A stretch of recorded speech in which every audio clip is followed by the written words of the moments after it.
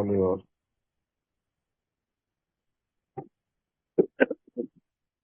कि मैं एक शराबी हूँ, मेरा नाम अरुण है। हाय अरुण। ईश्वर की कृपा है। आए है। ईश्वर की कृपा है कि अल्कोहलिक्स अनोनिमस में हूँ। इसके लिए आज शराब पीने की इच्छा नहीं हुई है। मैं डोंबिवली, जो मुंबई से तकरीबन 20 किलोमीटर दूर है, वहां पे एक ग्रुप है, प्रेरणा ग्रुप। वो मेरा होम ग्रुप है। काफी पुराना ग्रुप है, about 42 years old group. Sponsor लिया हुआ है। थोड़ा बहुत सर्विस का एक्सपीरियंस है। हालांकि आज मैं कोई भी एक्टिव सर्विस उसमें इन्वॉल्व नहीं हूँ। और मेरी सोबराइटी डेट 14 जुलाई है।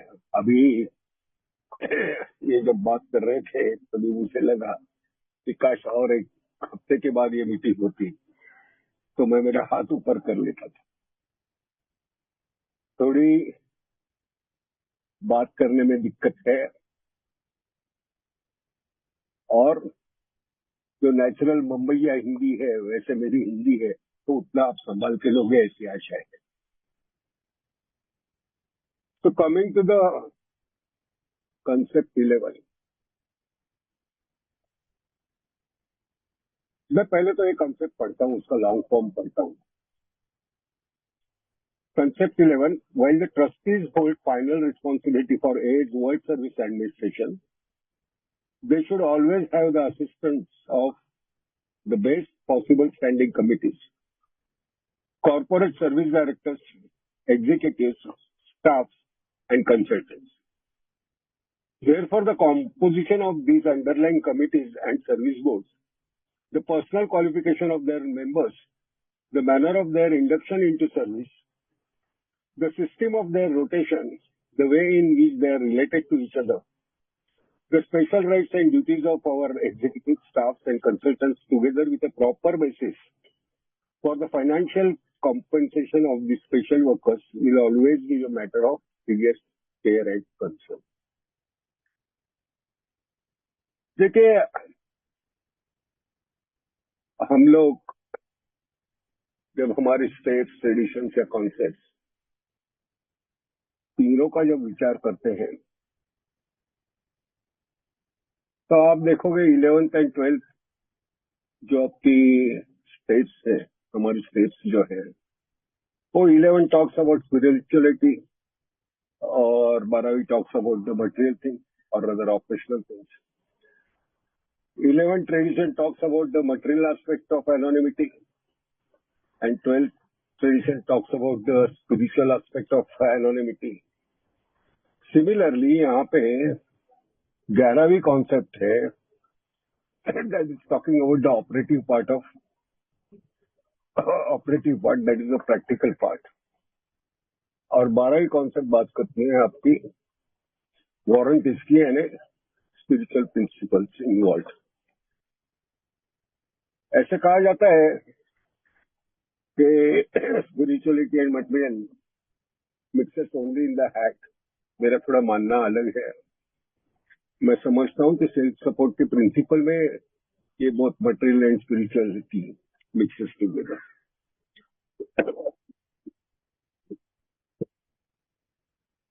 अभी ये जो कॉन्सेप्ट स्पेसिफिकली कहती है वो ऑपरेशंस के बारे में कहती है, जिसमें हमारे सेवा संस्थाओं के ऑपरेशन है, बोर्ड की फंक्शनैलिटी है, एंड सेकेंडली हमारी जो विजिबल एग्जिस्टेंस है सोसाइटी में, दैट इज जीएसओ,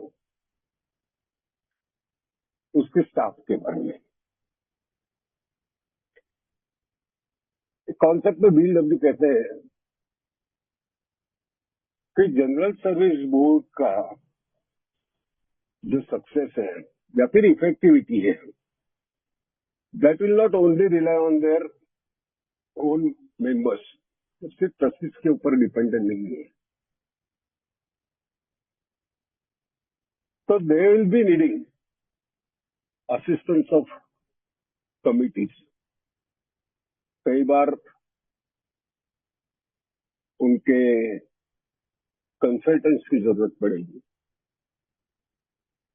एग्जीक्यूटिव की जरूरत पड़ेगी, क्योंकि जो भी वो डिसीजंस लेंगे वो एग्जीक्यूट करने के लिए एग्जीक्यूटिव की जरूरत पड़ेगी, स्टाफ की जरूरत पड़ेगी। और इनका जो कलेक्टिवली जो इफेक्टिविटी होगी, तो हमारे जनरल सर्विस बोर्ड की effectivity is going to be dependent on that. ऐसे होगा नहीं कि ये बाकी सब लोग उतने इफेक्टिव नहीं होंगे और फिर भी हमारा जो बोर्ड है वो इफेक्टिव रहेगा। अगर हम राइट हिस्ट्री में, right from the day when alcoholic foundation started, तो देखेंगे कभी से सिस्टम वहां पे कार्यरत थी। हमारे पहले 5 ट्रस्टीज थे, 3 नॉन अल्कोहलिक, 2 अल्कोहलिक, और उनको सपोर्ट करने वाले 4 non trustee members. Those are actually the consultants. Hank P थे, BW थे और 2 नॉन अल्कोहलिक्स थे। तो उनका असिस्टेंट ऑलवेज उनको रहा हुआ है, मिला हुआ है। और कभी की जो सक्सेस थी बोर्ड की, वो हम सब लोग हमारी हिस्ट्री में पढ़ते रहते हैं, सुनते रहते हैं।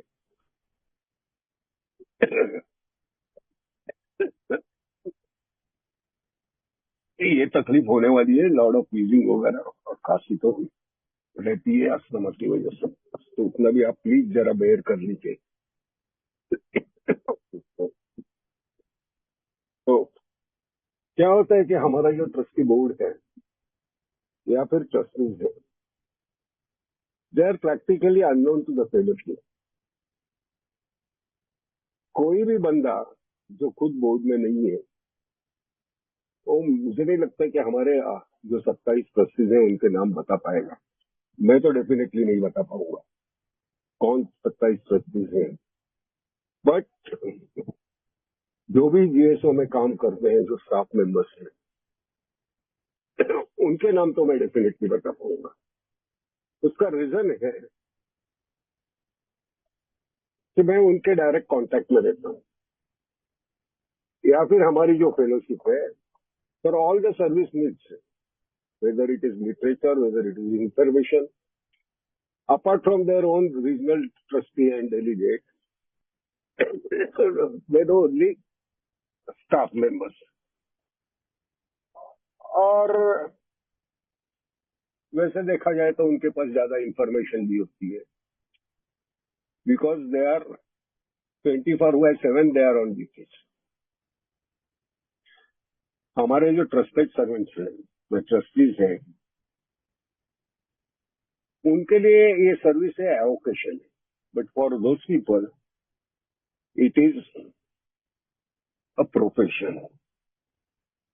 मेनी टाइम्स उन्हीं के पास नए आइडियाज के लिए, नई आइडियाज या ओरिजिन जो होती है, आइडियाज के ओरिजिन वो वहीं से आते हैं। पॉलिसी जो रहती है वो भी वहीं से मिलती रहती है, not only from the staff but the people those are directly related with the board as a consultant, और they are involve in the committees which support the board.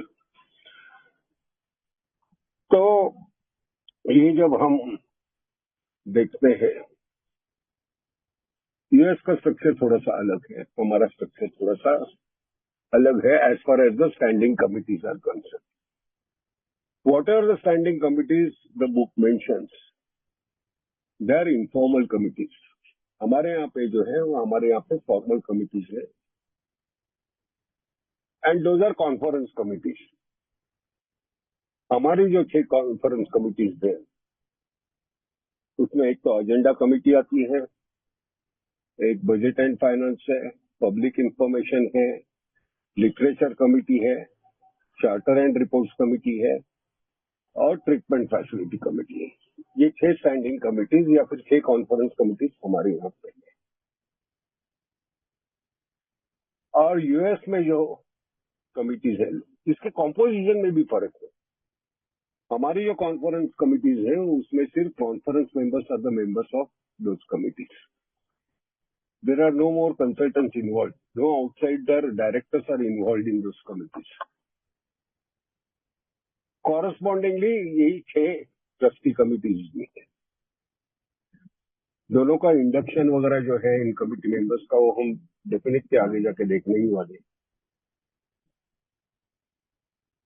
And every committee has got the scope. उसका scope है, composition है, और उसका purpose भी defined है. ये जो यूएस में जो कमिटीज है, उसमें एक एडिशनल 2 कमिटीज है. एक है नॉमिनेटिंग कमिटी. उसके काम के दायरे में आता है कि ऑल ट्रस्टीज और अदर वैकेंसीज दोज पोजीशंस, वो फिर ट्रस्टीज की होने दो, या सर्विस डायरेक्टर्स की होने दो, एग्जीक्यूटिव्स की होने दो, या फिर स्टाफ मेंबर्स की होने दो, they are properly filled with the members and workers of the greatest possible competence, stability and industry. हमारे यहाँ पे जो काम है, एक हम वर्किंग ट्रस्टी कमेटी करते हैं, specially recruitment of the staff members. हालांकि दे scrutinise nominations of the trustee members, but they are not directly involved in the election of those trustees. क्योंकि हमारे यहाँ की सिचुएशन ही अलग है. हमारे यहाँ पे रीजनल ट्रस्टीज होते हैं, और वहां पे रीजनल ट्रस्टीज होते हैं, जनरल सर्विस ट्रस्टीज होते हैं, क्लास ए ट्रस्टीज होते हैं. हमारे यहाँ पे भी क्लास ए ट्रस्टीज होते हैं. तो वो जो वैकेंसीज फिलअप करना है, वो काम जो है वो नॉमिनेटिंग कमिटी ही होता है. और इस कमिटी का जो सक्सेस है, that decides the future of our fellowship. अगर वहां पे कुछ मिस्टेक हो गई, तो देखिए हमें जो मिलने वाले ट्रस्टेड सर्वेंट्स हैं, और the people those who are going to exercise the active role in the services, और rather those who are going to execute the services, वहां पे दिक्कत आ जाएगी. और वहां पे अगर दिक्कत आ जाएगी तो और services will be paralyse. If not paralyse, then also those services will not be that effective as they should be. तो ये जो कमिटी रहती है, देखिए वहां के इलेक्शन में और हमारे यहाँ के इलेक्शन में भी फर्क है. हमारे यहाँ पे रीजन में ही रीजनल ट्रस्टी इलेक्ट होके आता है. हालांकि वहां पे जो रीजनल ट्रस्टीज के नॉमिनेशन रीजन में से आते हैं, but the election is done at the board level and then for ratification it is submitted to the conference. हमारे यहाँ पे फर्स्ट कॉन्फ्रेंस में इलेक्शन, रीजन में इलेक्शन हो जाता है, फिर कॉन्फ्रेंस में रेटिफिकेशन के लिए जाता है, और फिर बाद में those ratified candidates are adopted in the board. तो थोड़ा बहुत फर्क है. एंड और ट्रेडिशनली जैसे हमारे यहाँ पे इलेक्शंस होते आ रहे हैं, वैसे इलेक्शंस होते आ रहे हैं. वहां पे भी ट्रेडिशनली जो होते हैं वैसे ही हुए हैं. कुछ कुछ चेंजेस उनको जब भी जरूरत पड़ी, तभी वो चेंजेस उन्होंने किए हुए हैं. Of course, those all changes were done with the group conscience, I can say.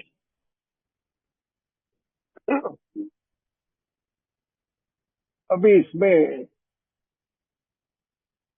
ये कमिटी जो होती है, उनकी जो कमिटीज फॉर्म होती है, उस कमिटीज में वाकई में इंडक्शन कैसे करना है ना कमिटी मेंबर्स का, स्पेशली इनफॉर्मल कमिटीज, वो एक रियली कंसर्न की बात है. कि आपको बेस्ट पॉसिबल अवेलेबल टैलेंट चाहिए, और वो टैलेंट ढूंढना ये थोड़ा सा डिफिकल्ट हो जाता है। अभी नॉन ट्रस्टी डायरेक्टर्स के इलेक्शन के बारे में हमारे यहाँ पे तो कुछ एक्सपीरियंस है ही नहीं। हमारे यहाँ पे जो एक्सपीरियंस है, तो जब हम ट्रस्टी कमिटीज बनाते हैं, और अगर general service board trustee committees बनाता है जो कॉरेस्पॉन्डेंट कमिटीज,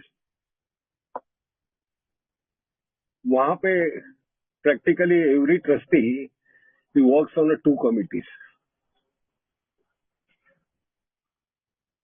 तो एट रैंडम ही सिलेक्शन हो जाता है कमिटी मेंबर्स का। उन कमिटी मेंबर्स का एक्सपर्टीज देखा नहीं जाता है, या फिर देखा नहीं जा सकता है क्योंकि number of people are limited. Same thing happens with the conference. Conference में every delegate works on one committee. अभी पहले ऐसे होता था कि हैट में से ही नाम निकाले जाते थे कि कौन नया आने वाला जो डेलीगेट है वो कौन सी कमिटी में काम करेगा।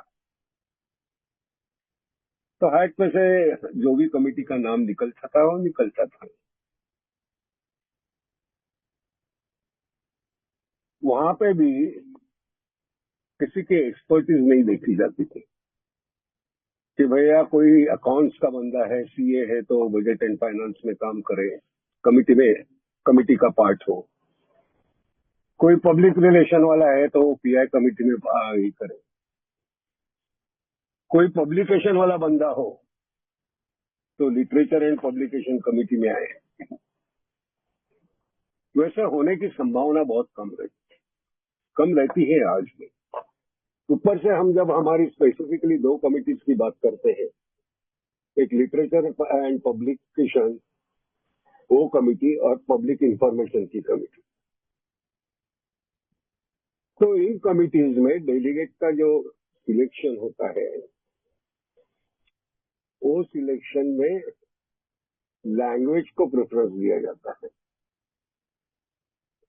Practically every language is represented in this two committees को देखा जाता है। अभी ऐसा क्यों होता है वो पता नहीं है, लेकिन ट्रेडिशनली ये होते आ रहा है कि लिंग्विस्टिक रिप्रेजेंटेशन ये दोनों कमिटीज में होते जा रहे हैं। एक्चुअली कमिटीज का स्कोप अलग है, लेकिन ये पहले से ही चलते आ रहा है, तो उसके ऊपर क्या उसके पीछे का बैकग्राउंड है उसके बारे में तो पता नहीं है मेरे को।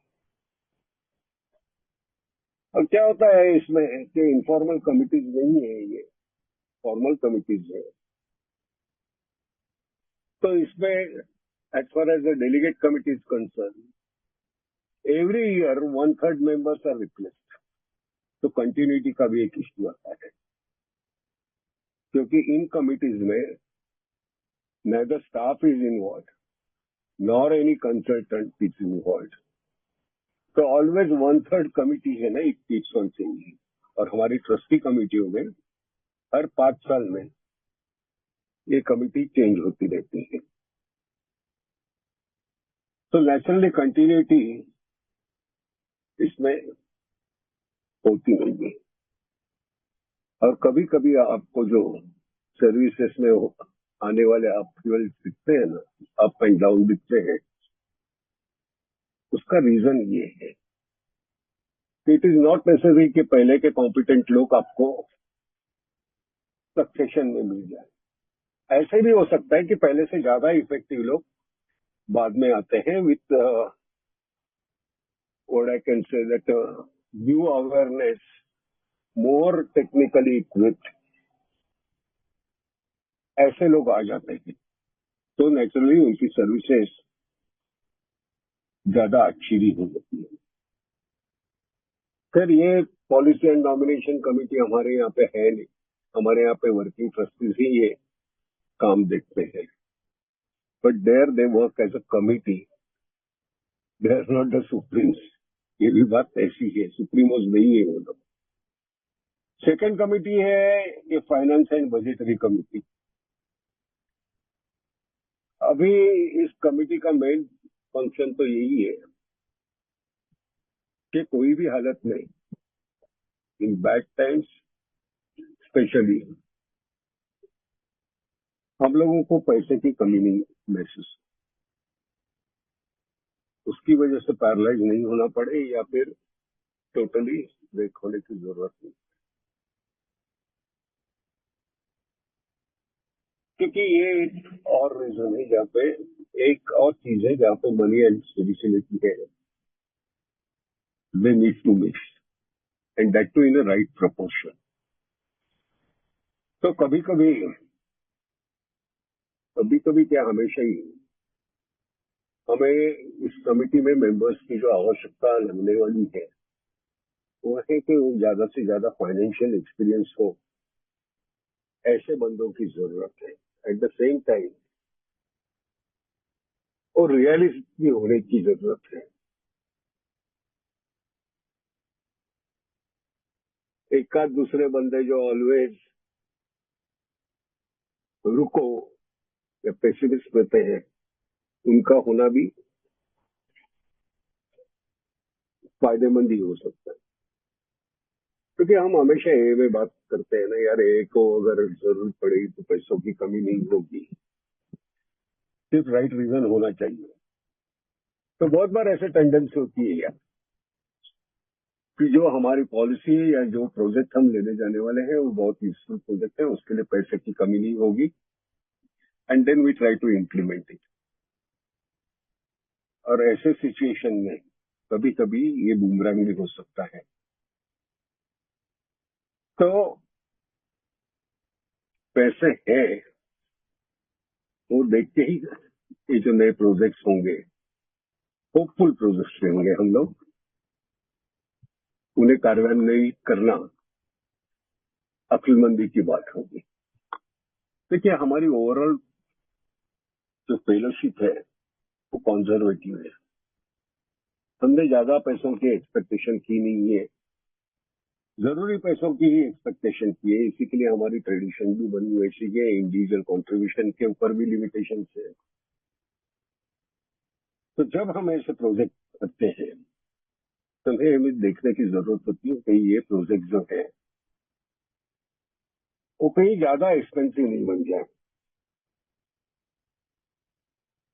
इसके लिए मैं एक जो प्रोजेक्ट की बात है, जो सजेशन हमेशा कॉन्फ्रेंस में दिया जाता है, ऑलवेज ये एडवाइजरी एक्शन पास होती है कि पीएसएस बनाओ। पीएसएस अच्छा प्रोजेक्ट है, कोई भी उसको ना नहीं बोलेगा, पर उसके पीछे के फाइनेंशियल इम्प्लीकेशन क्या है और उससे जो आउटकम आने वाला है और कौन सी मैग्नीट्यूड में आने वाला है, ये भी सोचने की जरूरत है। जस्ट बिकॉज हम कुछ नया करने जा रहे हैं which is going to serve as like anything, बहुत सारी क्या तो स्टेपिंग अपॉर्चुनिटीज जनरेट होने वाली है, इसके लिए अगर हम वो करने जाएंगे without considering the pros and cons of the project, तो naturally it is going to create a problem. हमारी फाइनेंशियल जो सिचुएशन है वो बैडली इम्पैक्ट होने वाली है। देखिए, अगर आप पीएसए बनाने जाओ ना, तो मैंने एक बार ऐसे ही बजट निकाला था, तो इट वॉज कॉस्टिंग खबर मतलब 35,000 से लेकर 35 लाख तक आपकी जो 1 मिनट की पीएसए है, depending upon the rates of the models and the type of equipments you are going to use, the people which you are going to hire, the directors, scriptwriter and all, वो देखेंगे तो उसकी cost 30 range मतलब 35,000 से 35 लाख तक की। As far as one time expenses was concern, एक moderate expenses 35,000 से थोड़ा ज्यादा करके भी हम पीएसए बनाएंगे। बट वो पीएसए बनाने के बाद में एक्चुअल जो खर्चा है उसके ट्रांसमिशन में या फिर टेलीकास्ट में, वहां के जो रेट्स हैं for 10 seconds, 20 seconds. Those are exorbitant. और वो एक बार दिखा के चलने वाली बात नहीं है. आपको कंटिन्यूस उसका टेलीकास्ट करते रहना पड़ेगा. दूसरी बात ऐसी है कि ये अगर प्राइम टाइम में नहीं आया तो नेचुरली उसका इम्पैक्ट जो है, उसके जो रिजल्ट्स है वो हमें मिलने के चांसेस नहीं. ये भी एक्सपेरिमेंट करके देखा हुआ है. एक पीएससी बनाई हुई गई थी with lot of negotiation with channel, एक चैनल पे दिखाई गई है. कौन से टाइम में दिखाई गई? तो रात को 12 बजे के बाद में, वो भी जन्माष्टमी के पहले दिन. खैर उसमें से एक आया हुआ एक बंदा तो मुझे पता है जिसने रात को घर पे 12 बजे के बाद घर पे जाने के बाद में वो, उसकी फैमिली उसकी राह देखते हुए टीवी देखते बैठी थी और तभी ये पीए से वहां पे एयर हो गई और वो बंदे ने नेक्स्ट डे उस दिए हुए नंबर पे कॉल किया. We got the message and came sober also. But that is a rare one of the rarest experience I would say. बाकी तो पूरे हिंदुस्तान में मुझे कोई ऐसे सुनने को मिला नहीं. शायद आप लोगों को सुनने को मिला हो कि कोई वो पीए से देख के एक 20-22 साल पहले कोई बंदा ए में आया हुआ हो. तो ऐसे जब प्रोजेक्ट आते हैं तो उनका इम्प्लीकेशन या उनका फाइनेंशियल रिस्क देख के हमें जज करना होता है. तो ऐसे सिचुएशन में स्टॉप, लुक एंड लिसन वाली जो पॉलिसी है, ये पॉलिसी ज्यादा यूजफुल हो सकती है. तो ऑलवेज उसमें तो ये कमिटीज में ऑलवेज खर्चा करो और दूसरी बोलती है कि मत करो. तो इन सब चीजों को देखते हुए भी एक सफिशिएंट फंड्स अवेलेबल रखना वो बहुत ज्यादा जरूरी होता है. अदरवाइज आपके हेडक्वार्टर की जो ऑपरेशन है वो बंद होने वाली है. अभी इसी कमिटी का और एक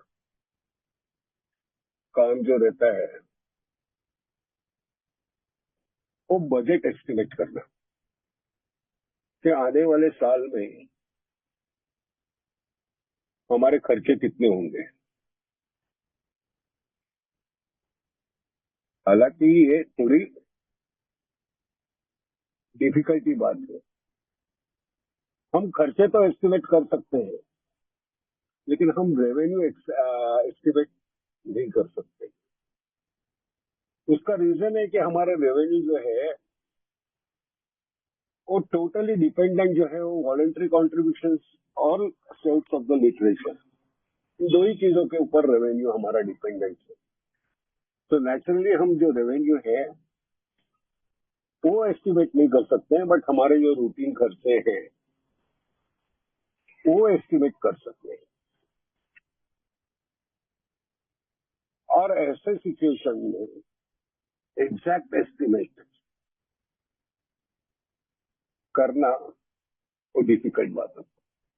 बट ऑफकोर्स ये जो बजट है अगर बहुत ही ज्यादा डेविएट होता रहेगा तो आधे साल के बाद में वो बजट ठीक किया जा सकता है. हमारा जनरली क्या होता है कि all working corporations they decide their budget in the month of, for particular financial year they decide in the month of April. Even बाकी सब जगह पे जितने भी जनरल सर्विस बोर्ड है पुलिस एनोनिमस के, उनकी सबकी जो एनुअल मीटिंग रहती है वो अप्रैल में रहती है. वहीं पे उनका बजट डिस्कस होता है, बजट अप्रूव किया जाता है. लेकिन हमारे यहाँ पे हमारी जो एनुअल मीटिंग होती है वो नवंबर में होती है. तो हमारा जो बजट रहता है वो 1.5 साल पहले एस्टिमेट किया जाता है. 1.5 साल पहले मतलब अभी जो कॉन्फ्रेंस आएगी 25 की, उसमें आप बजट देने वाले हो 26-27 का. बाकी सब जगह पे ये जो अप्रैल मंथ गया उसमें जो कॉन्फ्रेंसेस हुई थी उसी में यही साल का 25-26 का ही बजट उन्होंने सबमिट किया था। यही कमिटी जो है तो बहुत सारे नीडलेस एक्सपेंसेस रहते हैं, उनके ऊपर नजर रख सकती है। देखिए, हर ऑर्गेनाइजेशन में जहाँ पे काम करते हैं वहां पे थोड़े बहुत लूप होल्स तो तैयार होते ही हैं। थोड़े बहुत खर्चे जो हैं अनएक्सपेक्टेड का, ये अनएक्सपेक्टेड होंगे तो उससे कोई दिक्कत नहीं होती, बट अनवांटेड जो एक्सपेंसेस हैं वो थोड़े बहुत होते रहते हैं, तो उनके ऊपर चेक रखना, वो सुपरवाइज करना। कुछ चीजों में हम डबल डबल पेमेंट करते हैं, डबल डबल खर्चे करते हैं, उसके ऊपर नजर रखना है, ये कमेटी का काम होता है। खैर, इस कमेटी में काम करने वाले जो मेंबर्स होते हैं उन मेंबर्स को इसके बारे में कितनी जानकारी है या होती है, दैट वेरीज। कुछ लोग उसमें एक्सपर्ट होते हैं, कुछ लोग उसमें उनको ज्यादा पता नहीं रहता है इसके बारे में। बट एवरी ईयर ये जो बजट है वो फाइनेंशियल कमिटी रिव्यू करती है कि नहीं, उसके बारे में थोड़ा सा डाउट है। सेकंड है कि इस कमिटी का और एक जो फंक्शन कहा जा सकता है वो हमारा जो प्रूडेंट रिजर्व है वो अपडेट करते रहना। देखिए, एवरी ईयर तो कॉस्ट तो बढ़ती जाती ही है, एक्सपेंसेस बढ़ते जाते ही हैं, तो कंसिडरिंग दोज एक्सपेंसेस है इन्फ्लेशन, हमारे प्रूडेंट रिजर्व भी बढ़ाने की जरूरत महसूस होती है, तो जरूरी है वो। तो वो कैसे बढ़ेगा, उसके ऊपर कैसे चेक रखेंगे, या फिर जो भी प्रूडेंट रिजर्व है, एग्जिस्टिंग प्रूडेंट रिजर्व है, वो कहाँ पे इन्वेस्ट करेंगे, वो सजेशंस देने भी उस बजट एंड फाइनेंस कमेटी की एक जिम्मेदारी होती है। क्योंकि जब वाकई में फाइनेंशियल क्राइसिस आते हैं तभी उन क्राइसिस में at least 2/3 of your prudent reserve should be available, और वो ये काम करके देते हैं। तीसरी इंपॉर्टेंट कमिटी है पब्लिक इंफॉर्मेशन कमिटी। ये भी एक बहुत ही इंपॉर्टेंट कमिटी है। आप किसी भी डेलीगेट को या किसी भी ट्रस्टी को पूछोगे कि वो वॉलंटरली कौन सी कमिटी में काम करना चाहता है तो वो कहेगा कि पब्लिक इंफॉर्मेशन कमिटी में वो काम करना चाहता है। यहाँ पे भी जो इंडक्शन है कमिटी मेंबर्स का, देखिए ये सब नेचुरल जो टैलेंट्स है ना वो इलेक्टेड लीडर्स में मिलना काफी मुश्किल है, तो इसके लिए आपको मोस्ट ऑफ द टाइम्स ये जो कंसल्टेंसीज है वो हायर करनी पड़ेगी। आप मानो नहीं मानो, लेकिन आपको अगर इफेक्टिवली इन कमिटी से कुछ विड्रॉ करना है या ड्रॉ करना है तो आपको बाहर से कंसल्टेंसी की हेल्प लेनी पड़ेगी, क्योंकि ये पब्लिक इंफॉर्मेशन कमिटी में जो काम करने वाले हैं उनकी मेन रिस्पॉन्सिबिलिटी रहती है कि पब्लिक कम्युनिकेशन डेवलप करना, और उसमें बहुत बार ऐसे होता है कि जो भी कम्युनिकेशन डेवलप किया जाता है वो कम्युनिकेशन कई बार मेडिकल फ्रेटर्निटी हो या रिलीजियस फ्रेटर्निटी हो या जिनके भी साथ हम लोग कोऑपरेट करते हैं टू कैरी आवर मैसेज, उनके बेसिक फिलोसॉफी से मेल नहीं खाता या फिर टकरा जाता है। तो ऐसे कम्युनिकेशन जब डेवलप हो जाए तो हमारे जो बोर्ड में क्लास ए ट्रस्टीज रहते हैं जो इस फील्ड से रहते हैं उनसे कंसल्ट करना बहुत ज्यादा जरूरी है। देखिए उनसे कंसल्ट करके भी ऐसी कुछ सिचुएशन आ सकती है, नहीं ऐसे नहीं।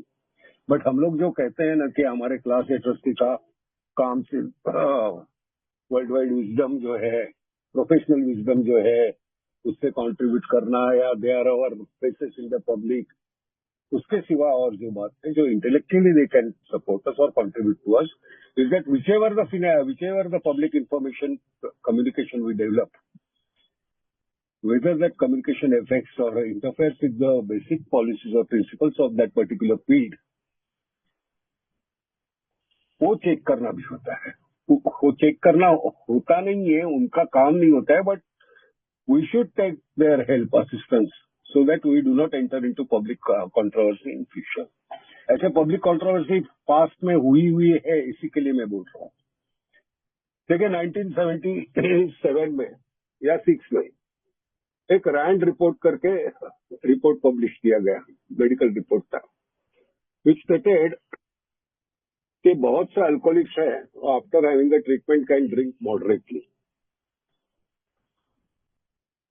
द रिपोर्ट क्वाइट इंटरेस्टिंग था, so naturally it got attention of various medias. तो एक रिपोर्टर ने हमारे तभी के जो चेयरपर्सन थे डॉक्टर जैक नॉरिस, उनको इसके बारे में पूछा था, एंड पता नहीं लेकिन वो बोल गए कि इट्स क्वाइट पॉसिबल। उन्होंने बोला तो इट्स क्वाइट पॉसिबल मतलब alcoholics anonymous says that people after having a sufficient recovery or reasonable period of recovery, they can drink again moderately. और ऐसी बातें पब्लिश होने लगी, and unnecessarily the controversy began in 77। बाद में ही हैड टू क्लैरिफाई कि बाबा उसका जो ओपिनियन था, that opinion was based on his professional experience as a doctor he has opined and not as a chairperson of A. तो ऐसी बातें हो सकती है। तो before we go into public communication, इन चीजों का ध्यान रखना ये बहुत ज्यादा जरूरी हो सकता है कि पब्लिक कम्युनिकेशन एक वाइटल रोल हमारा जो मैसेज है वो कैरी करने में यूज करती है, मतलब यूज होता है। अभी जब इसने आर्टिकल लिखा था तभी there were around 25 million alcoholics through the world, और इन तक पहुंचने के लिए ये सारे जो लोग हैं, मेडिसिन के, रिलीजन के, employers, government, mental hospitals, in fact everybody who was working in the field of alcoholism, इन सब तक जाने की जरूरत थी। आज भी है वो जरूरत, कुछ जरूरत बदली हुई नहीं है। फिर मीडिया की जरूरत है, मीडिया की हमें जरूरत है। तो ये जब चीजें हम देखने जाएंगे तो वो बहुत ही मेटिकुलसली, जहां पे पब्लिक कंट्रोवर्सी जनरेट नहीं हो, ऐसी कम्युनिकेशंस डेवलप करने में एक पब्लिक इंफॉर्मेशन कमिटी काम करती है या काम करना चाहिए। अभी हमें वो इलेक्टेड सर्वेंट्स में से मिलेगा क्या? तो बिल्कुल नहीं। मैं बार बार वही पॉइंट स्ट्रेस करने वाला हूं, जहां पे जरूरत है वहां पे जो पॉसिबल हेल्प है, प्रोफेशनल हेल्प है, उसे हमने लेना चाहिए। वो जो पुराना रवैया है ना, हम अल्कोहलिक है यार, अल्कोहलिक की बातें ये लोग क्या जानते हैं, that is all bullshit. Alcoholic की भावनाओं की क्या ये होती है, अल्कोहलिज्म ये लोग नहीं जानते वगैरह। We know best how we can communicate the message. यार boss, that's a partial truth. We know how to communicate this message to fellow alcoholic or to still suffering alcoholic. But for media, for society at large, to government, remember we do not know. It's best that we admit ourselves that we do not know about these things and we should take the possible professional help. हम लोग तो सब वही लोग I know guys वाले बनते हैं, तो ये जरूरत हमें लगने वाली है या फिर लगती है, जो हालांकि यूएस में वगैरह ली जाती है, but I don't know why we are adamant. हमको सब पता है, हमको वहां के लोगों की जरूरत नहीं है। ये हमारा एटीट्यूड लास्ट 40 साल में तो देखने को मिला है। देन आती है लिटरेचर कमेटी। इस लिटरेचर कमेटी का स्कोप इंटायरली डिफरेंट है, जो हमारे यहाँ पे नहीं है। This literature committee is suppose to develop new literature, new या फिर रिप्रिंटिंग ऑफ द लिटरेचर देखना है, ट्रांसलेशन वगैरह है वो ये कमिटी नहीं देती, because basically all committees they are suggestive in nature. अभी कौन से बेसिस पे कमिटी, आपकी लिटरेचर कमिटी जो म्यूचुअली लिंग्विस्टिकली रिप्रेजेंटेड है, वो आपको कौन से बेसिस पे कोई भी पैम्पलेट सजेस्ट करने वाली है? देखिए, हम लोग जो है ना, हमारा टोटल कल्चर या फिर हमारे फेलोशिप का जो कॉम्पोजिशन है विथ डिफरेंट लैंग्वेजेस, 15 लैंग्वेजेस में तो हमारा लिटरेचर अवेलेबल है, बट 22 लैंग्वेजेस इन कंट्री। फिर बाद में each country, each language has got a different population of A members की। कहीं पे पर्टिकुलर लैंग्वेज बोलने वाले मेंबर्स ज्यादा हैं, कहीं पे तो बिल्कुल ही कम है।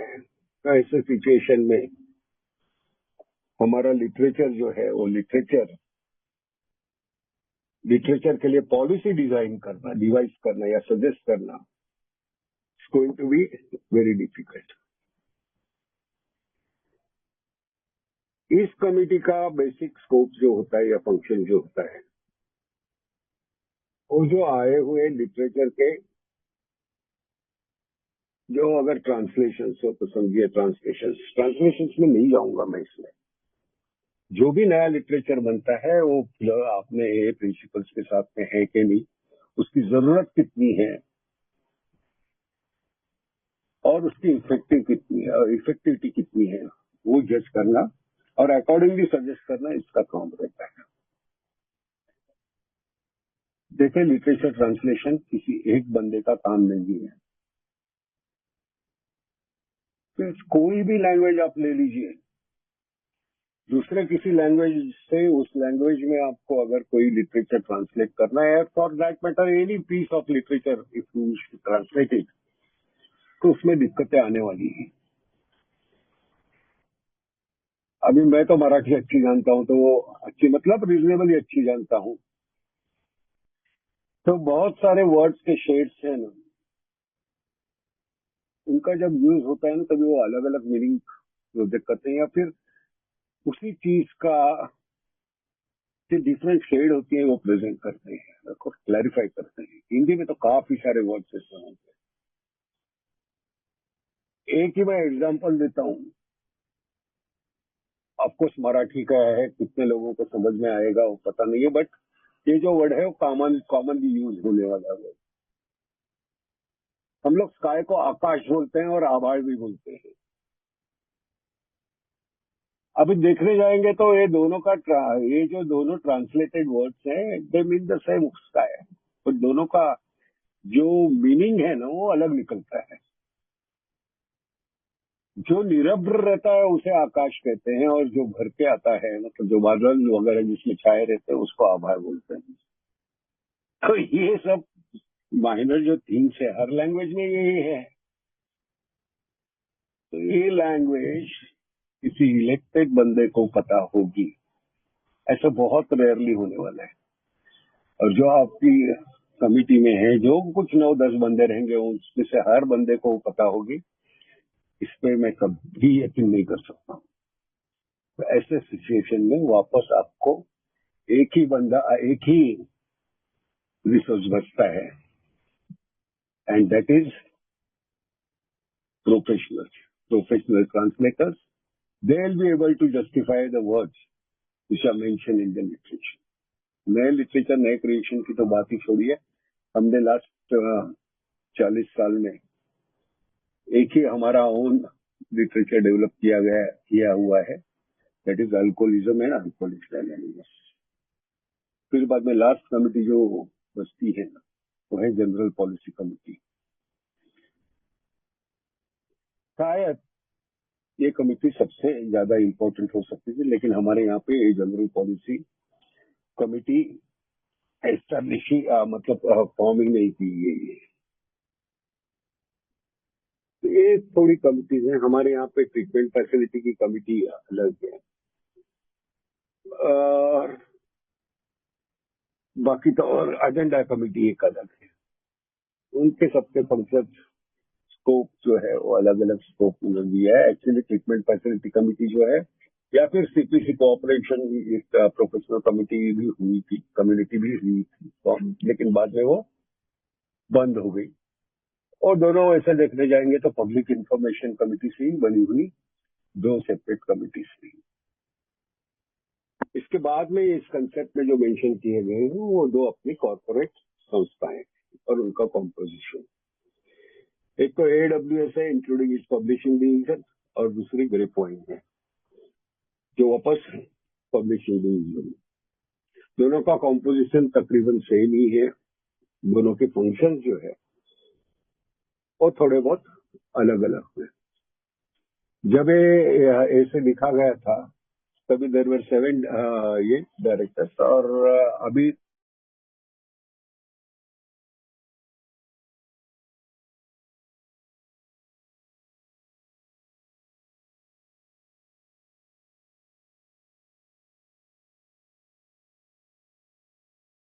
तीन लोग जो है वो professionals, those who are experts either in publication और एडमिनिस्ट्रेशन वगैरह, ऐसे लोग आते हैं। ऐसे मिलकर वो 9 लोगों का वो बोर्ड बनता है।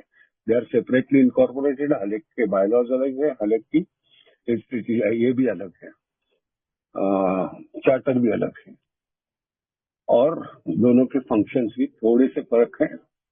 क्योंकि AWS के पब्लिशिंग डिवीजन में जो उस वहां से जो लिटरेचर पब्लिश किया जाता है उसमें से maximum books have been already published.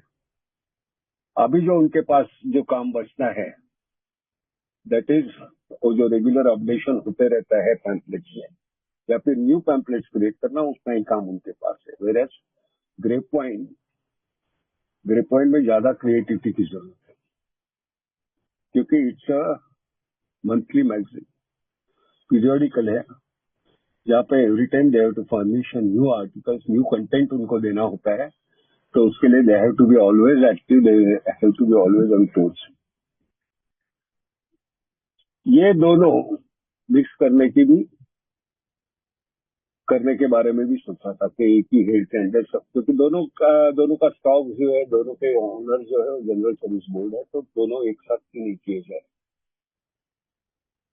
लेकिन जब ये दोनों के अलग अलग फंक्शन लेके गए हैं, और सेकेंडली हम लोग एक ही जगह पे पैसा और पावर रखते नहीं है, पैसे का कॉन्सेंट्रेशन होने देते नहीं है, तो उस हिसाब से ये दोनों सेपरेट ही रखे गए हैं। कभी मिक्स करने की सोचा तो जरूर था उन्होंने, लेकिन मिक्स करना उन्होंने उचित नहीं समझा था, तो ये मर्जर उन्होंने अवॉइड किया हुआ है।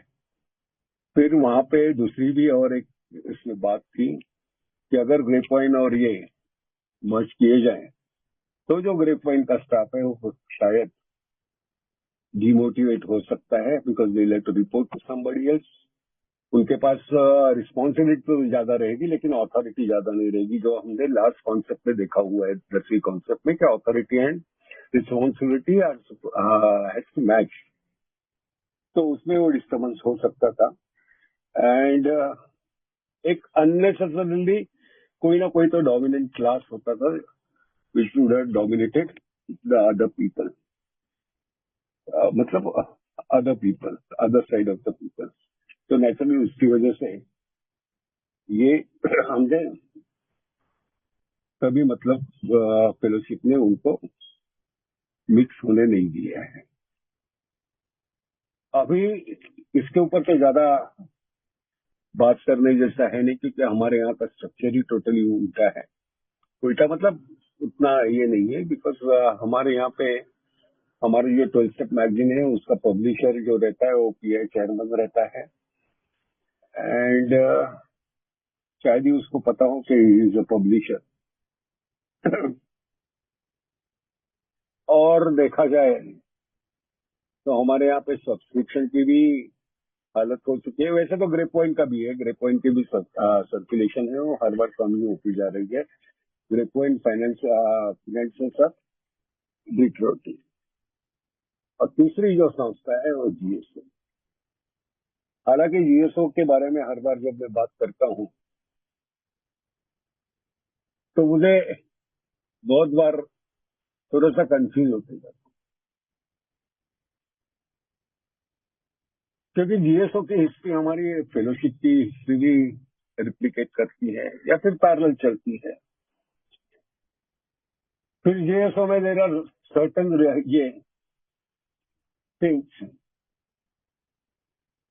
लाइक जीएसओ के रिसोर्सेस में रेवेन्यू आता है, ह्यूमन रिसोर्स आता है, उसके बारे में बात करनी पड़ती है।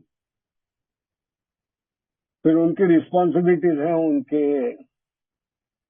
ऑथोरिटीज है, उसके बारे में बात करनी पड़ती है, करनी चाहिए ऐसे मुझे लगता है।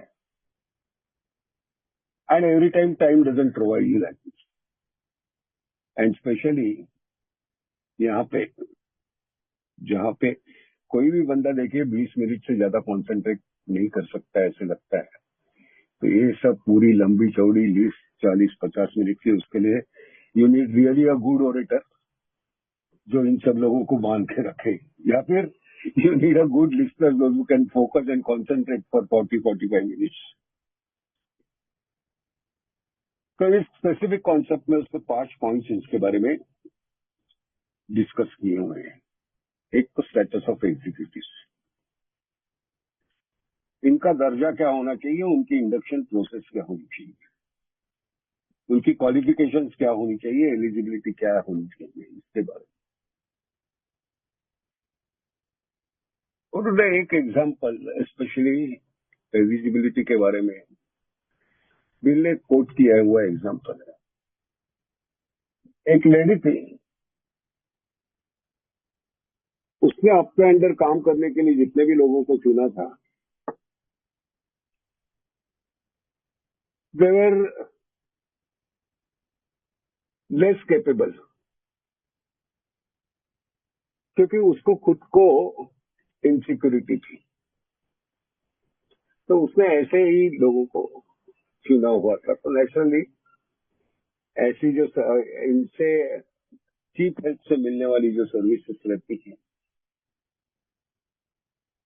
वो थोड़ी सी कम ही रहती है।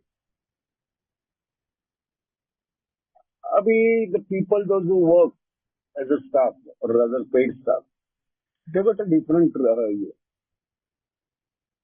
responsibilities. First thing is that they are in direct touch with the fellowship. They are communicating directly. So naturally, जो भी कोई एग्जीक्यूटिव रहेगा, he would need a similar assistance, and they have to be on duty for 24/7. ऐसा नहीं है उनका job, कोई भी सेवा इंडस्ट्री में, सर्विस इंडस्ट्री में 9 to 5 जॉब नहीं होता है, इससे 24/7 जॉब भी होता है, जैसे कि हमारे फेलोशिप में भी। दे कैनॉट रिफ्यूज, अगर कोई बंदा फोन करता है रात को 11 बजे तो they cannot refuse that call. और वैसे हमारे वॉलंटियर भी नहीं कर सकते, नहीं करते हैं। अगर हेल्पलाइन पे रात को अगर 2-2:30 बजे भी कॉल आएगा तो भी वो फोन कॉल आंसर किया जाता है। तो naturally the fellowship aspects the similar thing from the paid staff also. अभी ये जो चीजें हैं, जो भी एग्जीक्यूटिव होंगे उन्हें तो स्पेसिफिक फ्रीडम रहने की जरूरत है। उनका स्टेटस जो रहता है, स्टेटस मेंटेन करने की जरूरत है, because they should also feel that they belong. ऐसा नहीं होगा कि दे will be called only for the orders. अभी ये कॉन्सेप्ट पूरी कहती है कि assistants of executive and staff, मतलब पार्ट जो कहता है.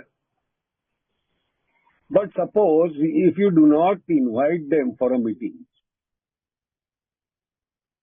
What they will feel.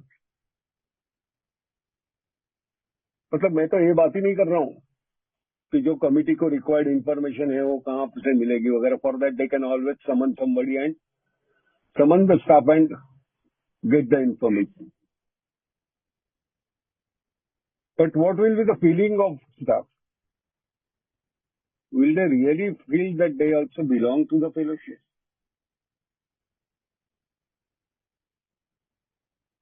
मेरे को नहीं लगता है.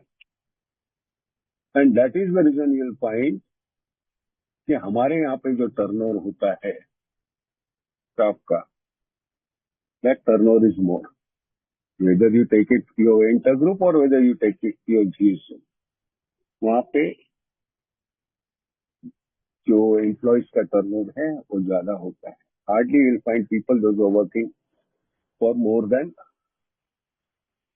say 15 years, 20 years or so. यहाँ पे जो भी एग्जीक्यूटिव का सिलेक्शन होना है उसमें भी थोड़ी सी सावधानी बरतने की जरूरत है. वो एग्जीक्यूटिव ने भी सावधानी बरतने की जरूरत है कि मोस्ट ऑफ द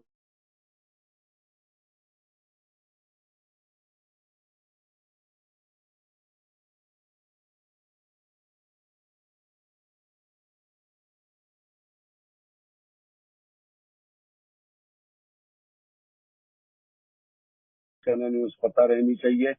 उसके लिए जो भी जरूरत, जो लिटरेचर जिस भाषा में अवेलेबल नहीं है वो करना चाहिए. पीएसएस बनानी चाहिए. पब्लिक इंफॉर्मेशन के लिए और कुछ काम करना चाहिए. सर्विस मैनुअल है वो पढ़क करके बनानी चाहिए. और सब फेलोशिप को ये सेवाएं देनी चाहिए. सब with full of energy and enthusiasm the person starts. अब इसमें जरूरी है कि he should only take the initiative and direct it. Rest of the things he is supposed to delegate. But instead of delegation, if he starts doing on its own, तो naturally कहाँ ना कहाँ तो गलती होने लगी. वो अपने डेली काम क्या है, रूटीन वर्क क्या है वो, और जो पॉलिसीज के काम क्या है, इसलिए गलत करके बैठने की संभावना है. Because his primary job is to look after day-to-day operation, not policies. For policies, the people are there. General Service Board is there to decide on the policies or finance matters. तो जब भी हम कोई staff recruit करते हैं या vacancy create करते हैं, तभी उनकी केआरएस डिसाइड करना बहुत जरूरी. की रिस्पॉन्सिबिलिटी एरियाज अगर पहले से ही डिफाइन किए जाए तो ये अननेसेसरी कॉम्प्लिकेशन जो हो सकती है वो अवॉइड की जा सकती है. सेकेंडली, हमारे जो एग्जीक्यूटिव रहता है नेसेसरली फॉर दैट मैटर, हमने जो लीडरशिप की क्वालिटीज देखी थी ना 90 कॉन्सेप्ट पे, उस आर्टिकल में जो 90 कॉन्सेप्ट में ऐड किया गया है, वो सभी क्वालिटीज उसमें भी होने की जरूरत है. बहुत सारे राइट्स उसको हमारे as per the third concept right to decide में उसको मिले हुए हैं. He can take his decisions or he can decide which decision, for which decision he will ask the help. He can always do the things as he wishes. और अगर कुछ उसको sensor करना है तो after doing that work should be sensor, not before. हमारे कोई भी ट्रेडिशन, कोई भी कॉन्सेप्ट, जो सर्विसेज है वो सर्विसेज डिलीवर करने से नहीं रोकती है किसी को. आज भी जो हमारे सर्विस वर्कर्स हैं, उन सर्विस वर्कर्स का कॉम्पेंसेशन जो है, वो compensation as per the industry नहीं रहा है. ऐसा हमने एक बार कोशिश की थी कि यार ये नेसेसरी स्किल्स है, जो भी स्टाफ से भी काम करते हैं, उस स्टाफ का सिमिलर के KRAs और किधर किधर है। हर साल ना एक सेंट्रल गवर्नमेंट से एक लिस्ट पब्लिश होती है कि मिनिमम कॉम्पेंसेशन कितना होना चाहिए, कौन सी स्किल्स रहेगी तो क्या कॉम्पेंसेशन मिनिमम होना चाहिए, उसके बारे में एक लिस्ट पब्लिश की जाती है, डॉक्यूमेंट आता है वो। हमने उससे कोशिश की थी, बट सिमिलर ये हमें मिला नहीं। तो नेचुरली कितना देना चाहिए, that will be always the cause for concern. क्योंकि हमें लगता है कि जो ये स्टाफ है वो हमारी कॉन्ट्रीब्यूशन से अपना घर बैठता है, and all a services needs to be free. जो भी काम करते हैं उनको पैसे देने की जरूरत नहीं, अगर देनी ही है तो बहुत मतलब मिनिमम पैसे दे देंगे तो भी चलेगा। बट रिमेम्बर वन थिंग कि हम जो कंट्रीब्यूट करते हैं ना या फिर कर सकते हैं, वो अगर कैलकुलेट करेंगे तो पर मंथ पर पर्सन ₹2 भी कंट्रीब्यूशन नहीं आता है। उससे भी कम हम लोग उनकी सैलरी के लिए खर्चे करते रहते हैं। खर्चा जो करते हैं वो उससे भी कम है। और देखने की बात एक और भी है यार, का alcoholics anonymous is not a charitable organization. बिल्कुल चैरिटी नहीं है। हम जो भी कंट्रीब्यूट करते हैं ना वो हमारे वेलफेयर के लिए और हमारी सर्विसेज के लिए ही कंट्रीब्यूट करते हैं। हम कोई भी दान दक्षिणा नहीं कर रहे हैं। तो ये हमें ध्यान में रखने की जरूरत है। बाकी सब ये जो चैरिटी वर्कर्स हैं उनको बहुत ही कम सैलरी दी जाती है, ऐसे कहते हैं। मैंने कभी किसी को पूछने की कोशिश की नहीं। एक बार एक बड़े इंडस्ट्रियल हाउस की जो चैरिटी चलती है उसमें से मैंने पूछा था, वो जब बंदा हमारे कांटेक्ट में आया था तभी देर पॉइंट के वहां पे सैलरी वॉज रियली लो। और एक बात भी है ना कि if you pay peanuts you are going to get monthly salary. तो जो भी चीप हेल्प रहेगी वो ऑलवेज इनसिक्योर रहेगी, लेस कॉम्पिटेंट रहेगी, and apart from that always वहां पे गॉसिप्स और बैक बैकिंग का चालू रहने वाला। तो ये चीज है हमें थोड़ी सी ध्यान में रखने की जरूरत है। इन फ्यूचर जब भी हम किसी को रिक्रूट करेंगे तब स्पेसिफिक एरियाज देखने हैं, हमारी फेलोशिप की जरूरतें क्या है वो देखने की जरूरत है। क्योंकि क्या है, जैसे कि टाइम एडवांस होते जा रहा है, the required skills would be different than those were 20 years बैक। आज आपको टेक्निकली कॉम्पिटेंट लोगों की जरूरत है जो आपकी वेबसाइट की जैसी सर्विस संभाल सके, आपकी जो डिजिटल कम्युनिकेशन है या डिजिटल पार्ट जो है पब्लिक इंफॉर्मेशन का वो संभाल सके। उसके लिए आपको डेफिनेटली डिफरेंट स्किल्स के लोगों की जरूरत है, एंड दो skills are not at all cheap और इकोनॉमिकल। उसके लिए आपको वैसे ही पैसे देने पड़ने वाले हैं। We can not tell him that. अगर हम ए मेंबर से भी अगर ये करते हैं, चूज करते हैं, तो भी हम उसको ये नहीं कह सकते हैं कि भैया तू भी सोबर हो जाएगा तो तू थोड़े सस्ते पैसे में काम कर। तो ऐसे होने वाला नहीं, क्योंकि वो ज्यादा दिन रहने वाला नहीं है। एंड स्पेशली ये जो दिस टाइप की जो सर्विसेज है, स्पेशली स्टाफ है, the staff never rotate, staff retires. Staff की असाइनमेंट रोटेट होती है यूएस में, जहाँ पे 89 वर्कर्स है और जिसमें से चीफ भी जो भी कोऑर्डिनेटर्स है for different services, they are all a members and their assignment keeps on rotating. हमारे यहाँ पे तो वो पॉसिबिलिटी है ही नहीं। It only one a member working in your GSO, whom do you rotate, वो इश्यू होने वाला है। लेकिन और सेकेंड दूसरी और एक बात है कि कुछ कुछ पोजीशन ऐसे रहती है ना जहाँ पे पीरियड में रोटेट करना नुकसानदायी हो सकता है। आप आपके ग्रुप का चेयरमैन है, वो 3 महीने में 6 महीने में, सेक्रेटरी 3 महीने में 6 महीने में बदली कर सकते हो। आप आपका डेलीगेट 3 साल में बदली करते हो, आप आपका ट्रस्टी 5 साल में बदली करते हो। बट कोई भी staff without having sufficient backup अगर आप रिप्लेस करने जाओगे तो that is going to create a problem. मतलब आपकी जो कंटिन्यूटी है services, continuity in services is going to be interfere, और शायद आपकी जो इफेक्टिविटी है फेलोशिप की वो कम होते जाने वाली है। Always you have to keep remembering this.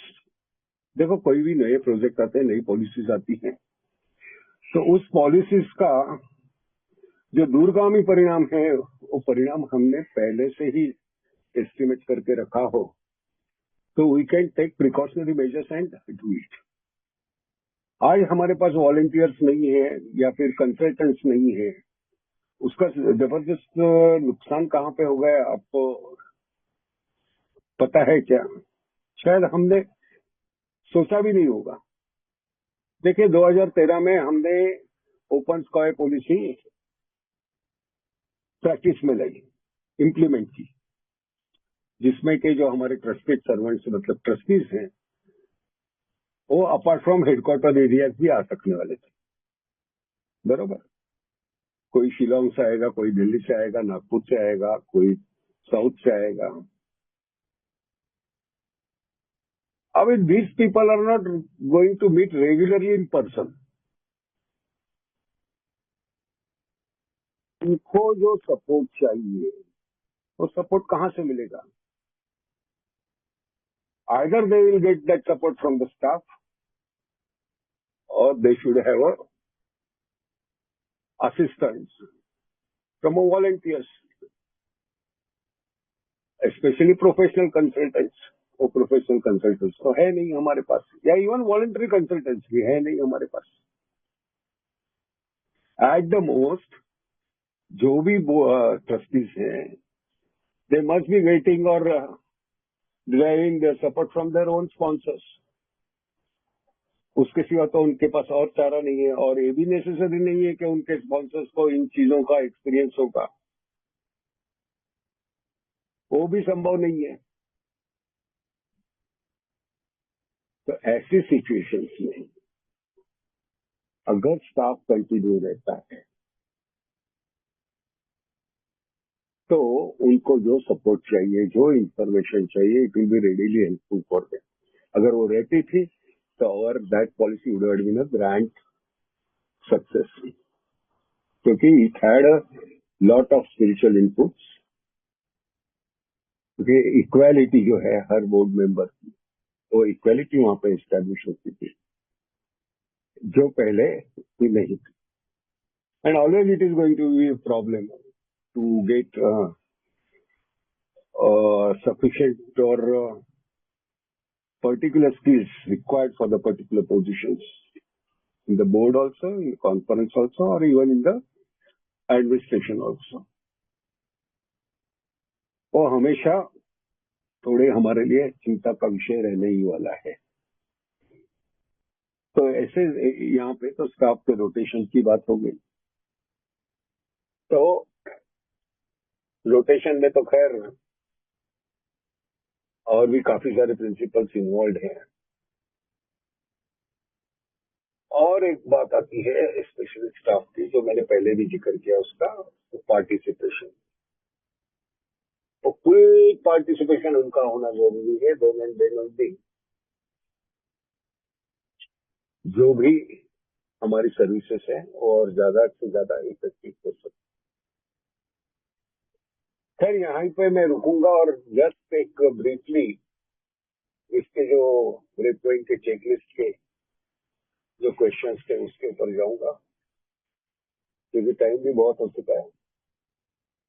पहला क्वेश्चन है कि do you understand how the roles of non trustee directors and non trustee appointed committee members help serve and strengthen the committee system.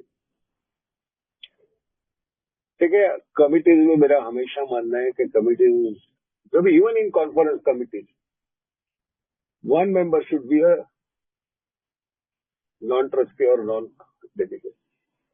भले उसको minute बनाने के लिए किसी staff को बिठा दो, that person will provide the information also, make a meeting also, so that you can, the rest of the people can freely contribute in the meetings.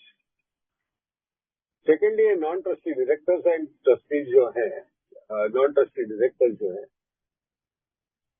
उनके इंडक्शन सिस्टम देखेंगे तो आपको समझ में आएगा कि दे आर प्रोफेशनली क्वालिफाइड और rather they are the experts in that field.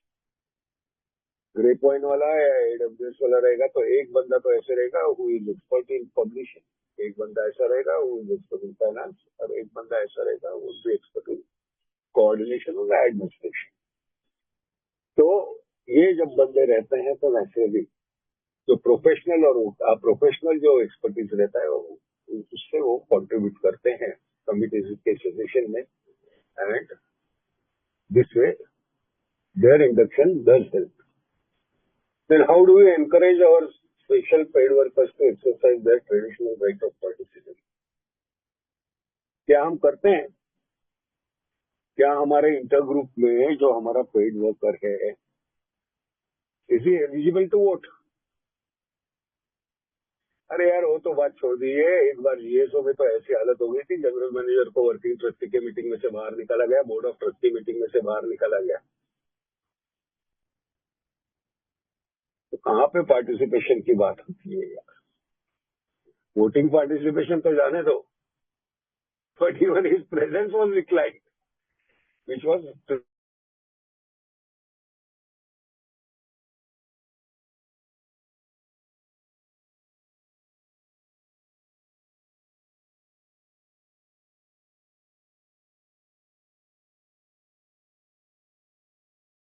बहुत सारे क्वेश्चंस हैं ना जो ऐसे, उनकी याद करना भी मेरे लिए तकलीफदायक है, बहुत तकलीफ होती है। Then do you practice rotation in all our service positions? या जनरली ग्रुप लेवल पे तो होती रहती है, जहाँ पे बड़े ग्रुप्स हैं वहां पे तो सभी सर्विस पोजीशंस रोटेट होती है। कॉन्फ्रेंस में आपके डेलीगेट्स रोटेट होते हैं, तो बोर्ड में आपके ट्रस्टीज रोटेट होते हैं। और इस प्रिंसिपल ऑफ रोटेशन के पीछे रहते हुए और इक्वलिटी के पीछे रहते हुए कुछ डिसीजन ऐसे भी लिए गए हैं जो लॉन्ग टर्म में may not be helpful to the fellowship, or rather those will be problematic to the fellowship. Specially chairman की टर्म 2 साल ही होना, हर 2 साल के बाद में चेयरमैन बदलना, क्यों यार? जब पहले चुना था तभी पता नहीं था कि वो 5 साल कर सकता है या जितने भी साल बचे हैं उतने कर सकता है, तो था ना। ओनली एडमिनिस्ट्रेटिव, और एडमिनिस्ट्रेशन में तो बाधाएं आएंगी लीगल कॉम्प्लायंस में, and secondly lot of politics will occur. Every month we sit and decide who will be the chairman, who will be the secretary, and in next board meeting again we decide the same thing. Then we will elect. That will keep on deciding. So actually ये जो चीजें हैं rotation की, तो rotation के पीछे का जो बेसिक स्पिरिचुअल प्रिंसिपल है ना, that we have to understand and imbibe in अस।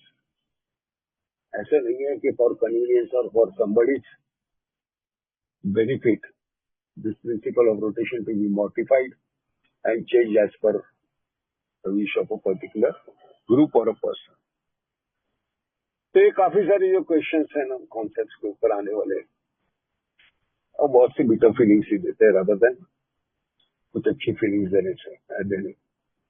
तो बहुत बार मैं तो अवॉइड करने की कोशिश करता हूँ ये क्वेश्चन। तो खैर चेयरमैन जी, मैं यहीं पे रुकता हूँ, बहुत देर मैंने बात कर ली। Thank you very much. बहुत बहुत धन्यवाद सर, बहुत बढ़िया, बहुत अच्छे ढंग से सर आपने 11th कॉन्सेप्ट को समझाया। ग्रुप में किसी मेंबर का कोई क्वेश्चन है? या कोई कुछ ऐड ऑन करना चाहता है? नंदू सर, आप कुछ पूछना चाहते हैं? नंदू अल्कोहलिक, मैंने एक वो नोट लिखा है यहाँ पे, ये ओपन स्काई पॉलिसी का मतलब ये हुआ कि everybody communicates regularly without meeting, which means computer literacy. That becomes a must in all our trusted servants, even at delegate levels. ये जो committees बनते हैं, they come from all over the country.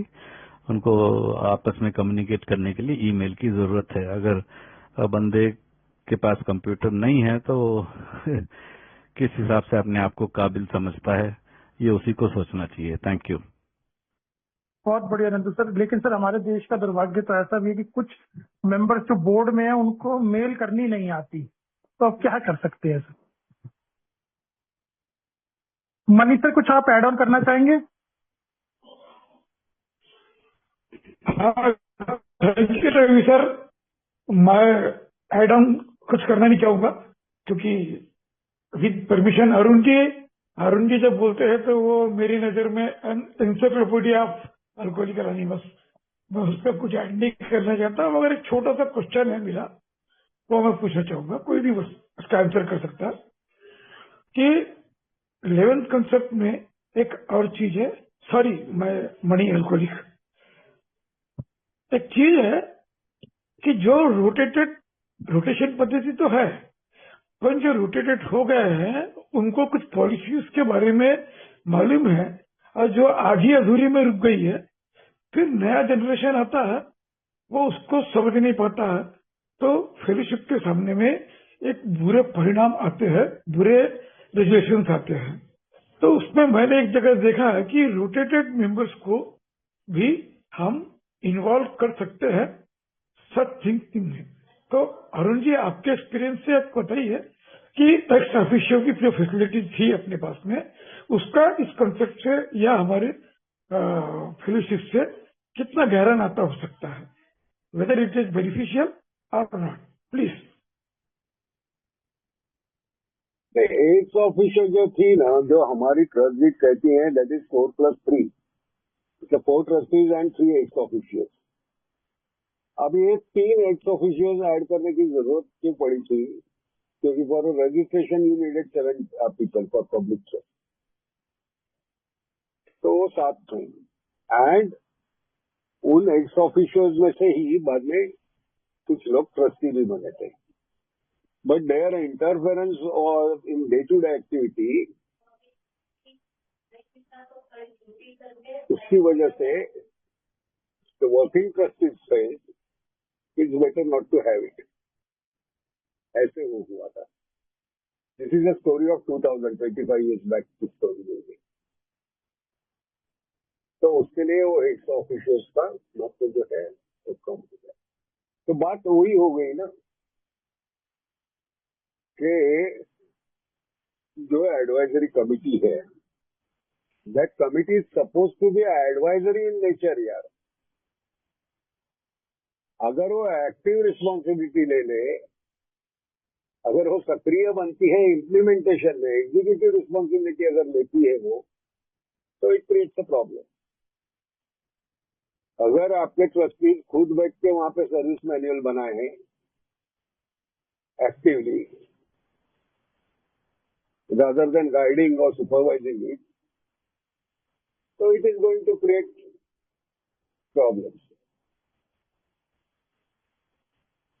तो उसी के लिए है ना कि delegate, they are suppose to delegate, उनको बेस्ट पॉसिबल अगर वॉलंटरी हो या फिर प्रोफेशनल हो, अगर कंसल्टेशन अवेलेबल है तो दो ट्रस्टीज में नॉट थिंक इट ना। Those volunteers, they are supposed to remember one thing, that उनकी जो रिस्पॉन्सिबिलिटी है, that is not a active responsibility और एग्जीक्यूटिव रिस्पॉन्सिबिलिटी उन्होंने नहीं लेनी है। एक रिसेंट किस्सा हुआ था, बोर्ड ने फॉर असिस्टेंस एक कमिटी फॉर्म की लिटरेचर के लिए, और उस लिटरेचर कमिटी के मेंबर एक जो ये था चेयरपर्सन था, he started interfering with the tenders. started interfering with the or rather communicating with the printers and tried to dominate it. अभी ऐसी चीजें क्यों होती है? Because we are not aware about the principles, we are not aware about the committee scope. Committee scope is only advisory in nature, is not suppose to take on executive responsibility. तो ये जब गलत हो जाती है तो इसमें क्या हो गया वो कमिटी का? That committee did not meet second time. तो ऐसी चीजें होने वाली है. So when these committees are formed or when these professional or voluntary consultancies, consulting committees, members are involved in the informal committees, तो उनको ये उनकी जो स्कोप है उनके एक्टिविटी का वो उनको स्पेसिफाई करना चाहिए. हमने देखना क्या है? प्रिंटिंग की क्वालिटी देखनी है और हम देख रहे हैं कि वो कौन से प्राइस में छाप रहा है, तो कैसे होगा यार? तो वो चीजें ध्यान में रखनी चाहिए. And there can not be double headed management यार. तुम्हारे ट्रस्टी एक मैनेज कर रहे हैं और कमिटी दूसरा मैनेज करने की कोशिश कर रहे हैं, दोनों एक ही चीज मैनेज करने की कोशिश कर रहे हैं, तो तकरार तो होने वाली है. आपके ट्रस्टी टेंडर सिलेक्ट कर रहे हैं और दूसरा बंदा टेंडर मांग रहा है देखने के लिए कमिटी का मेंबर, तो प्रॉब्लम तो होनी है ना यार. There should be single headed management. जो भी इन्वॉल्व कमिटीज हैं या जो भी इन्वॉल्व मेंबर्स हैं उनके रोल्स और रिस्पॉन्सिबिलिटीज क्लैरिफाई करने की जरूरत है, क्लैरिफाई रखने की जरूरत है, तो ही ये प्रॉब्लम अवॉइड किए जा सकते हैं. तो एक्स ऑफिशियो की जो बात निकली थी, जब एक्स ऑफिशियोज ने ज्यादा इंटरफेयर करना शुरू किया, that time only working trustees failed. It's not necessary no. ठीक है मणि जी, और भी कोई आंसर देना चाहे तो दे सकते हैं. ऐसे नहीं है कि मैं जो चीज बोल रहा हूँ वो एब्सोल्युटली वैसे की वैसी हो, शायद उसमें कुछ वेरिएशन भी हो सकता है. सर मेरा एक क्वेश्चन है, मैं क्वेश्चन पूछ सकता हूँ सर आपसे? जरूर, आप ही तो मॉडरेटर हो. सर जैसे आपने सर अभी बीच में अभी आपने रोटेशन ऑफ हेड बताया सर. सर इसमें मेरा एक क्वेश्चन ये है कि जैसे अब हम बोर्ड में देखते हैं कि कोई एक बार डेलीगेट बन गया तो वो दोबारा डेलीगेट नहीं बन सकता, कोई ट्रस्टी बन गया एक बार तो वो दोबारा ट्रस्टी नहीं बन सकता. लेकिन सर जैसे हम इंटर ग्रुप्स में देखते हैं या अपने ग्रुप्स में देखे हैं कि कोई हमारा एक ग्रुप से आईजीआर गया, फिर वो इंटर ग्रुप में कुछ पोस्ट ली, लेकिन वो पोस्ट कुछ सालों के बाद वो आपस में बदल लेते हैं और या वो छोड़ने को राजी नहीं होते. तो इसके बारे में सर कुछ आप बोलना चाहेंगे? बस पहली बात तो छोड़ने को राजी नहीं होते मैं मान नहीं सकता हूँ. आप ऐसे कहिए कि वो पोस्ट लेने के लिए दूसरे लोग तैयार नहीं होते. सिंपल है यार. 12 स्टेपिंग बढ़ाओ, मेंबरशिप बढ़ाओ, ज्यादा मेंबर्स रहेंगे तो ज्यादा मेंबर्स अवेलेबल होंगे रिस्पॉन्सिबिलिटीज लेने के लिए. आपके पास बेसिकली मेंबर्स ही कम है तो नेचुरली सेवाएं जारी रखने के लिए वही मेंबर्स वापस पोस्ट लेते हैं. बाकी लोग तो जाने को तैयार नहीं रहते हैं. अगर जाएंगे, बाकी लोग जाएंगे तो पुराने लोगों को लगता है कि हम को सब कुछ पता है, इन नए बंदों को पता नहीं है, तो नए बंदों को डायरेक्ट करना चालू करते हैं. रिमोट बनना चाहते हैं यहाँ. फिर वो नए बंदे थक जाते हैं, बोलते हैं आप ही करो यार. अच्छा वैसे भी आप ही कर रहे हो या फिर हमें करने नहीं दे रहे हो तो आप ही करो. अरुण जी दिल्ली में फेविकॉल है, महाराष्ट्र में नहीं है, उसकी बात हो रही है. नहीं वही तो बात कर रहा हूँ. फेविकॉल है, बात सही है, लेकिन फेविकॉल का जोड़ तोड़ना है तो फोर्स उतना लगाना चाहिए ना. सर हम क्या करें, 20 साल से हमारा मेंबर. अरे तुम्हारे पास है 20 मेंबर, उस 20 मेंबर से 4 लोग बन के बैठे हैं, वो छोड़ेंगे नहीं क्योंकि बाकी 16 लोग तैयार नहीं है या फिर बाकी 16 लोग हैप्पी है उनके बारे में. the way they are providing services. Sir दिक्कत ये है ना कि टाइम बाकी इज द बोला सॉल्यूशन यार, टाइम इज द सॉल्यूशन। आप जिस ग्रुप की बात कर रहे हो, इंटर ग्रुप की बात कर रहे हो, उसी इंटर ग्रुप से और कितने इंटर ग्रुप बने हो तो सोचो। क्यों बने? उसी रीजन से बने ना। आफ्टर ऑल ऐसी सिचुएशन में यूनिटी जो है वो यूनिटी कॉम्प्रोमाइज होती है। फिर नाम देना चालू करते हो आप, number 1, number 2, number 3 inter group, है क्या नहीं? जी मनीष सर, जी मनीष सर बोल। अरुण जी, अरुण जी, हाँ कहिए। हेलो। हाँ बोलो। एक छोटा सा कंक्लूजन ये भी, अभी आज मौका मिला है तो, ये आपके टाइम में ट्रस्टी एमरेटिस होते थे, तो ट्रस्टी एमरेटिस निकल गए, तो थोड़ा सा एकदम एक लाइन में बता सकते कि उनका रहना आज जरूरी है, फायदेमंद है कि नहीं आज की तारीख के हिसाब से? देखो, ट्रस्टी एमेरिटस क्या फंक्शन किया करते थे, तो दे टू अटेंड, रोटेट होने के बाद में उनको कॉन्फ्रेंस में और बोर्ड मीटिंग में इनवाइट किया जाता था, और जब भी जरूरत पड़ती थी तभी वो अपना एक्सपीरियंस शेयर करते थे। ओके, तो अभी इनको जरूरत पड़ती ही क्यों है, वो भी ये है। अगर आपके पास वॉलंटरी कंसल्टेंट है, प्रोफेशनल कंसल्टेंट है, आपके पास रीजनेबली अच्छी कमिटीज हैं,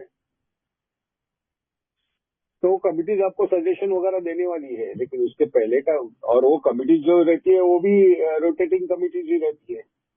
तो ऐसे सिचुएशन में जो आपका ट्रस्टी एमेरिटस है, ट्रस्टी एमेरिटस आपका जो कंटिन्यूटी है, आपके फंक्शनिंग की, बोर्ड के फंक्शनिंग की कंटिन्यूटी है, वो मेंटेन करता था।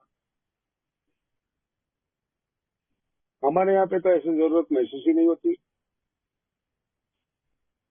हमारे यहाँ पे पुराना गया तो गया, हमें सब मालूम है, हम कर लेंगे।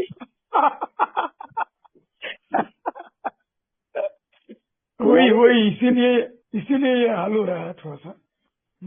कुछ हाल नहीं हो रहा है, हर जगह पे अप एंड डाउन रहते हैं। वैसे फेलोशिप में भी अप एंड डाउन रहेंगे। आज का दिन आपको खराब लगता है, कल का दिन आपको अच्छा लगेगा, और किसी को कल का दिन खराब लगेगा, आज का दिन उसको अच्छा लगेगा। वो सब होते रहने वाली चीजें हैं यार। ठीक है सर, एक रेज हैंड और सर, सन्नी जी आप अपना माइक अनम्यूट करके क्वेश्चन पूछ सकते हैं।